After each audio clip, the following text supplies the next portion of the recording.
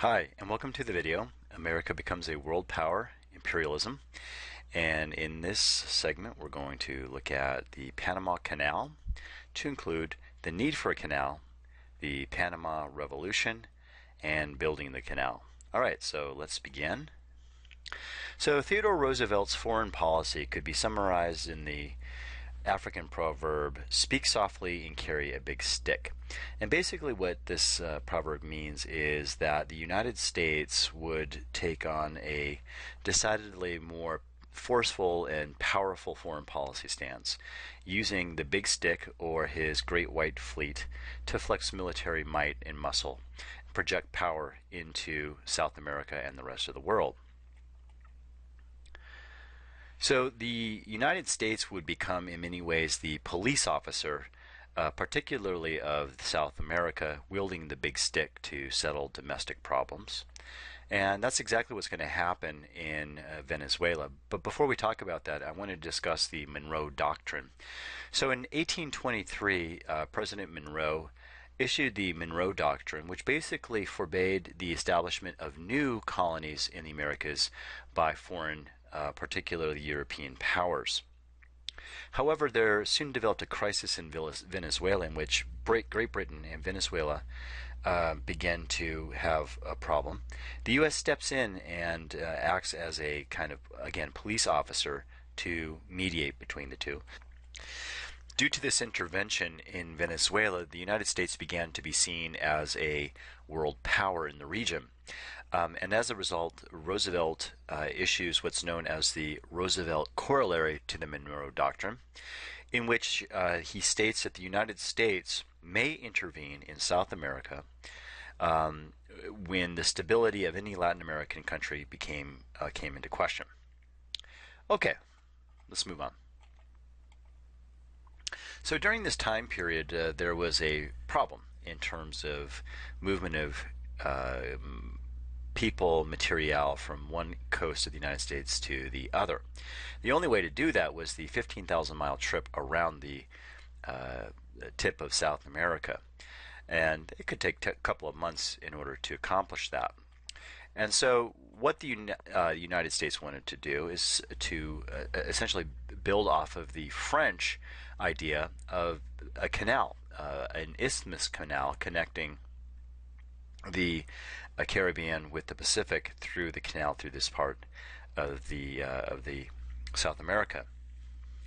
And so in 1901, the United States and Great Britain signed an accord called the Hay-Pauncefote Treaty, in which the United States would be given sole right to construct, control, and defend a Central American canal. And as I mentioned before, the French had originally tried to build a canal through this very same area, Panama.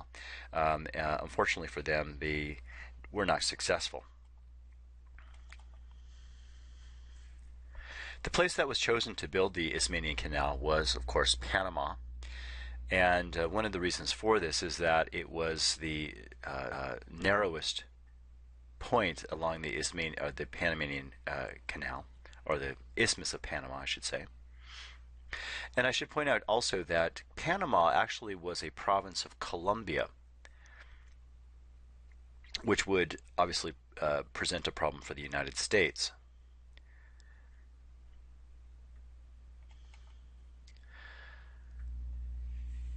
So this political cartoon is depicting Theodore Roosevelt as he tries to essentially buy Panama from Colombia in the amount of $40 million. Colombia says no, and of course Theodore Roosevelt doesn't like to be told no, particularly when it comes to projecting power and building this canal. And so, as a result, the United States foments a Panamanian revolution. In 1903, U.S. aided Panamanian rebels in winning their independence from Colombia so we could build a canal at a cheaper price. In 1921, we paid Colombia $25 million as a way of kind of apologizing for this.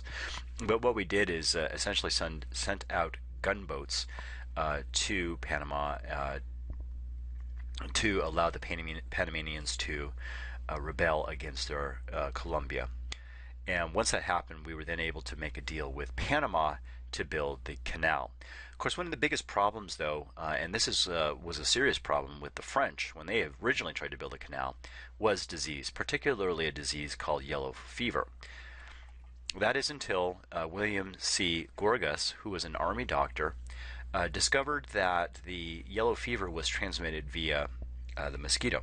And so he led a campaign to eradicate the mosquitoes using such items as the fumigation car that you see here. He also would quarantine severe yellow fever patients, as well as utilizing netting and other types of things to keep the mosquitoes away from human beings.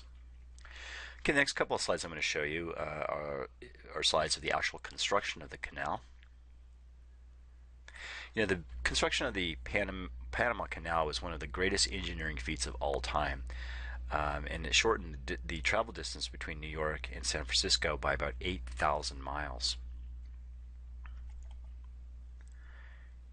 Here's another picture of the construction of the Panama Canal. Here's a picture of Theodore Roosevelt visiting the canal construction site in 1906. Of course, that's him in the white suit there. And this is Miraflores, Panama, the site of one of the opening of the locks. Here you can get a sense of how big these things really are. And the Panama Canal opened in 1914. And here's what Panama Canal looks like today.